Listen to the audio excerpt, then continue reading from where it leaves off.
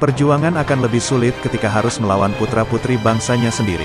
Banyak pengkhianatan yang lahir karena ambisi seseorang untuk menjadi orang yang ingin dikagumi oleh orang lain.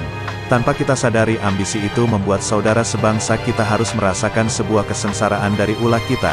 Kata-kata itu mungkin sedikit menggambarkan sebuah film serial terakhir Jaka Sembung yang berjudul Jaka Sembung versus Bajing Ireng.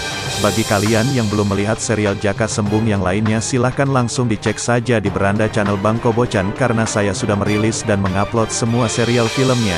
Bagi kalian yang belum subscribe channel Bang Kobocan, silahkan di-subscribe dan di-like agar channel ini semakin bersemangat untuk selalu mensajikan alur cerita film lainnya. Jaka jalan ke Bekasi, jangan lupa naik kereta. Gak usah berlama-lama, yuk kita masuk saja ke alur ceritanya.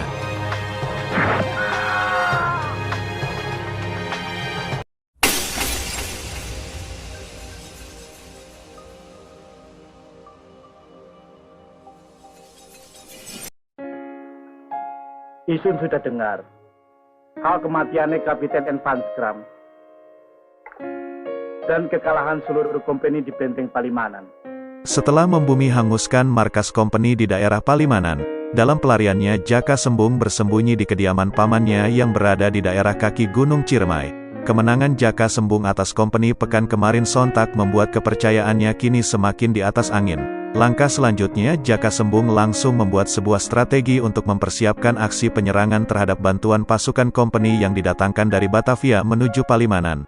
Namun perundingan mereka berdua harus terhenti sejenak karena secara bersamaan terdengar sebuah ledakan yang sangat dahsyat yang diakibatkan oleh suara ledakan dari Gunung Ciremai yang akan segera meletus.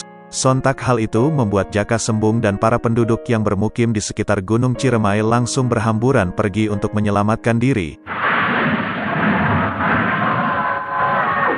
Sampai akhirnya tibalah mereka di sebuah dusun yang bernama Kandang Haur untuk mengungsi. Terlihat dusun itu sudah berhasil ditaklukkan oleh kompeni. Bahkan terlihat dusun itu dipimpin oleh salah satu demang yang bernama Asmara Diningrat yang menjadi pengkhianat bangsanya sendiri. Tidak ada satupun rakyatnya yang berani menentang semua kebijakannya, kalaupun ada sudah dipastikan orang itu tidak akan bertahan hidup lama. Scene berpindah ke sebuah kediaman seorang menir kompeni yang dijaga ketat oleh para pasukannya. Dari kejauhan terlihat salah seorang yang sering dipanggil Bajing Ireng sedang memasuki rumah si menir dengan cara menaiki dinding tanpa ada satu orang pun yang mengetahui aksinya. Diketahui Bajing Ireng adalah salah satu pendekar di dusun Kandang Haur yang memberontak terhadap Belanda namun dengan cara merampas dan mencuri semua harta bendanya. Akan tetapi semua hasil rampasannya ia bagikan kepada rakyat yang menjadi korban atas kekejaman kompeni. Bagikan pada kawan-kawanmu dengan adil. Sepak terjangnya dalam memberikan pelajaran terhadap kompeni memang sudah tidak bisa diragukan lagi, entah sudah berapa kompeni dan antek-anteknya yang sudah menjadi korbannya. Bahkan kediaman Demang Asmara pun tidak luput dari penjarahannya. Walaupun kediaman si Demang sudah dilapisi oleh pertahanan yang begitu ketat dan mustahil orang yang memasuki bisa kembali lagi. Namun atas pengalaman dan ilmu kanuragan yang dimilikinya, Bajing Ireng mampu mengalahkan jawara-jawara si Demang Asmara. Dari kejauhan terlihat pergerakan Bajing Ireng yang selalu dipantau oleh Jaka Sembung sejak awal kedatangannya ke dusun itu. Bajing Ireng yang berhasil meloloskan diri dari kejaran para pasukan Demang Asmara, langkahnya sempat terhenti karena dihadang oleh Jaka Sembung. Sebelum Jaka Sembung menjelaskan siapa dia sebenarnya, tanpa basa-basi lagi si Bajing Ireng langsung menyerangnya. Karena menganggap si Jaka adalah bagian dari kompeni yang akan menangkapnya, si Bajing Ireng terus menyerang, namun si Jaka hanya meredam semua serangannya, hingga pada suatu ketika Bajing Ireng berhasil dilumpuhkan oleh si Jaka sekaligus bisa mengetahui jati diri Bajing Ireng yang ternyata adalah seorang perempuan yang bernama Rojia, anak dari Kuwu di dusun itu. Setelah mengetahui orang yang dilawannya Jaka Sembung seorang pemberontak kelas kakap yang namanya selalu dicari oleh kompeni, mulai terlihat raut kebahagiaan di raut muka Bajing Ireng. Karena merasa mereka satu tujuan, akhirnya mereka berdua pun kini mempersatukan kekuatan guna melawan kompeni. Belum habis penderitaan para penduduk akibat kekejaman para kompeni dan bencana erupsi Gunung Ciremai. Kini mereka juga harus dihadapkan dengan sebuah teror yang datang dari seorang jawara yang bernama Balung Besi yang menyiksa dan membunuh para penduduk dan memanggil-manggil nama Sapu Angin. Usut punya usut, kedatangannya didasari akan dendam lamanya terhadap Ki Sapu Angin, guru Jaka Sembung. Dikisahkan pada suatu masa terdapat seorang jawara yang sangat kejam dan tidak berakhlak yang menguasai daerah Gunung Ciremai. Tidak ada satupun penduduk yang berani berhadapan dengannya. Sampai pada suatu hari ada seorang pendekar yang bernama Ki Sapu Angin yang berhasil mengalahkan si Balung Besi dalam sebuah pertarungan.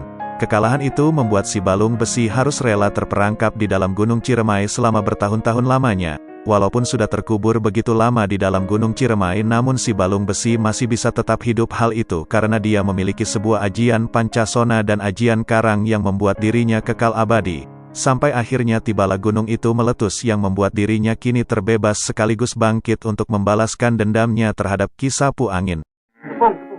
Sapu Angin! Keonaran yang dilakukan Balung Besi baru bisa dihentikan ketika dirinya bertemu dengan kawan lamanya yang bernama si Mata Iblis. Pertemuan itu juga sekaligus membuat si Mata Iblis langsung merekrut si Balung Besi untuk masuk ke dalam pasukannya sehingga membuat pasukan si Demang Asmara kini semakin bertambah kekuatannya. Esok harinya para kompeni yang dikomandoi oleh si Mata Iblis membuat keributan di pemukiman penduduk. Hal itu didasari oleh aksi bajing ireng yang telah mencuri di rumah si Demang Asmara. Satu demi satu para penduduk yang tidak berdosa harus mendapatkan siksaan karena tidak mau mengakui di mana keberadaan bajing ireng. Di sisi lain terlihat Rojia atau si bajing ireng yang berada di tempat itu yang menyaksikan kekejaman kompeni terhadap para penduduk mulai terlihat murka tingkat dewa. Tidak berselang lama pendekar ala ninja itu pun keluar dari persembunyiannya dan langsung bertarung dengan pasukan kompeni.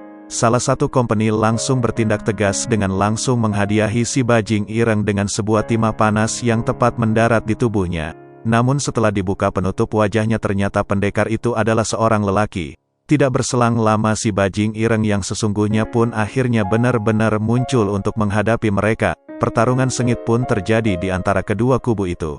Sampai akhirnya datanglah si Jaka Sembung dan pamannya untuk membantu bajing ireng untuk menghadapi kompeni yang membuat pertarungan itu kini semakin seru dan menarik untuk ditonton.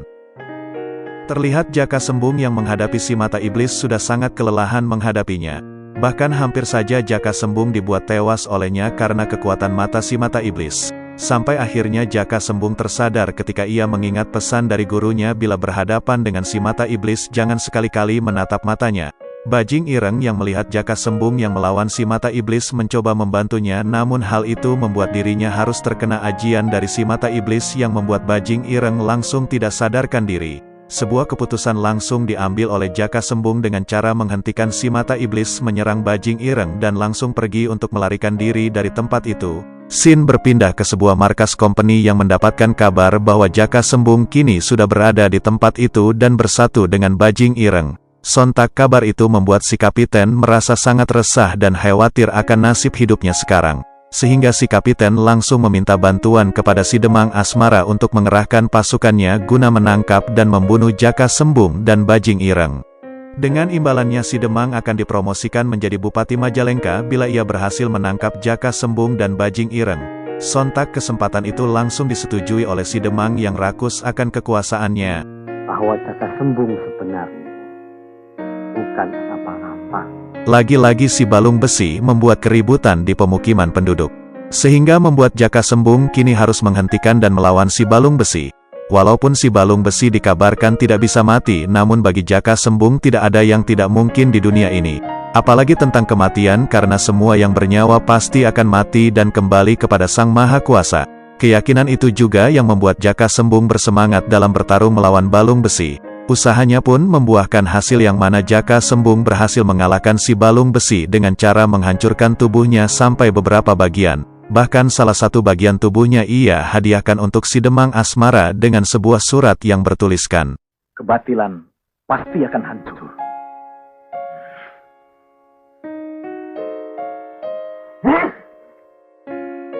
Akibat kematian si Balung Besi di tangan Jaka Sembung membuat si Demang Asmara semakin murka.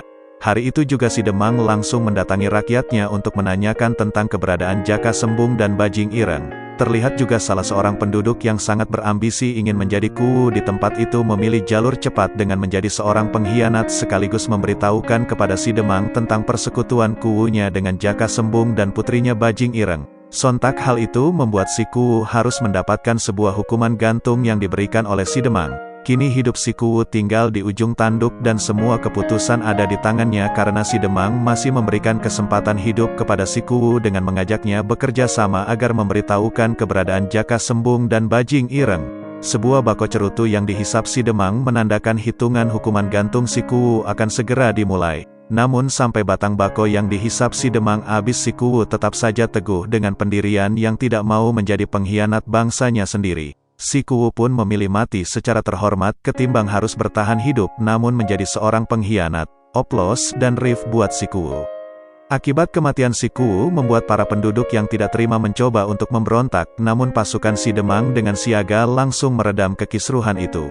4 penduduk yang dianggap sebagai provokator keributan langsung diamankan dan akan dihadiahi sebuah hukuman yang sama seperti si Kuwu. Sampai akhirnya aksi si Demang berhasil diredam oleh Jaka Sembung yang datang untuk menyerahkan diri dengan jaminan para penduduk harus dibebaskan. Permintaan si Jaka langsung disetujui oleh si Demang. Singkat cerita, Jaka Sembung langsung dibawa oleh si Demang ke markasnya dan langsung dimasukkan ke dalam penjara. Beberapa saat kemudian datanglah Kapiten Company menemui Jaka Sembung. Si kapiten bergumam akan membebaskan si Jaka jikalau si Jaka mau menerima permintaannya untuk bergabung dengan company. Bahkan si Jaka akan langsung diangkat menjadi seorang jenderal di Angkatan Militer Belanda. Namun penawaran itu tidak membuat si Jaka lupa akan perjuangannya dan musuhnya. Dengan kata lain, penawaran itu langsung ditolak mentah-mentah oleh si Jaka. Sontak hal itu membuat si kapiten tambah murka dan menambah siksaan si Jaka dan berlalu pergi.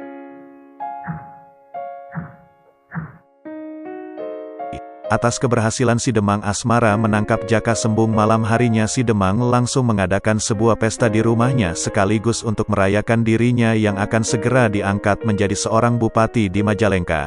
Namun di sisi lain, para penduduk yang sudah bosan dan muak dengan ketidakadilan yang mereka rasakan membuat mereka semua bersatu padu menyatukan kekuatan untuk melakukan penyerangan ke tempat kediaman Demang Asmara. Strategi yang jitu dari Bajing Ireng membuat mereka dengan mudahnya mengelabuhi semua penjaga si Demang Asmara. Sampai akhirnya semua orang yang berada di tempat si Demang Asmara langsung berhamburan pergi karena melihat serangan yang mendadak dari para penduduk. Di sisi lain, Bajing Ireng yang mencoba memasuki penjara untuk menyelamatkan Jaka Sembung berhasil membebaskannya dan mereka berdua langsung menuju garis depan untuk membantu para penduduk yang sedang bertarung. Di tempat yang sama terlihat si kapiten yang sedang menikmati apem buatan pribumi harus menghentikan aksinya dan menahan konaknya karena mendengar keributan di luar kamarnya. Terlihat juga Jaka Sembung langsung menghadapi si mata iblis untuk kesekian kalinya dengan pertarungan yang sangat sengit. Di sisi lain, Bajing Ireng pun tidak mau ketinggalan yang mana dirinya langsung bertarung melawan si wanita setan dan terlihat pertarungan mereka sangat berimbang. Terlihat si kapiten yang sudah keluar dari kamarnya mencoba menembakkan pistolnya ke arah Jaka Sembung, namun naasnya pamannya yang menerima tembakan itu sehingga membuat dirinya harus mati syahid di tempat itu. Melihat pamannya terbunuh oleh si kapiten membuat si Jaka langsung menyerang dan menghajar si kapiten sampai tewas. Sehingga kematian pamannya pun sudah terbayarkan tuntas. Kemudian Jaka Sembung melanjutkan kembali pertarungannya dengan si mata iblis yang sempat tertunda.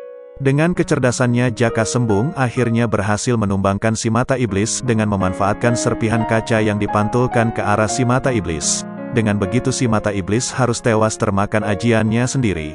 Terlihat si Demang Asmara yang melihat si Kapiten Company sudah tewas langsung murka terhadap si Jaka Sembung karena si Jaka telah menggagalkan rencana besarnya yaitu pengangkatannya menjadi seorang bupati di Majalengka. Di sisa tenaganya lagi-lagi Jaka Sembung harus bertarung yang kali ini melawan si Demang.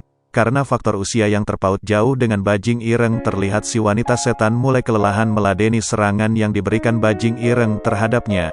Kesempatan itu langsung dimanfaatkan sebaik-baiknya oleh Bajing Ireng dengan menyerang si wanita setan terus-menerus sehingga membuat si wanita setan harus meregang nyawa di tangan Bajing Ireng. Di sisi lain, pertarungan antara Demang Asmara dan Jaka Sembung masih berlanjut walaupun si Jaka dalam keadaan yang sangat melelahkan karena harus bertarung dengan musuh yang berbeda-beda, namun dengan kegigihannya akhirnya si Demang berhasil ditikam oleh Jaka Sembung. Sehingga yang tersisa kini hanyalah Jaka Sembung dan Bajing Ireng dan mereka pun berjalan untuk melanjutkan pemberontakannya terhadap para company. Dan film pun selesai. Terima kasih buat kalian yang sudah menyaksikan alur cerita film Bang Kobocan. Bila ada saran dan masukan silahkan tulis di kolom komentar. Sampai bertemu kembali di alur cerita selanjutnya.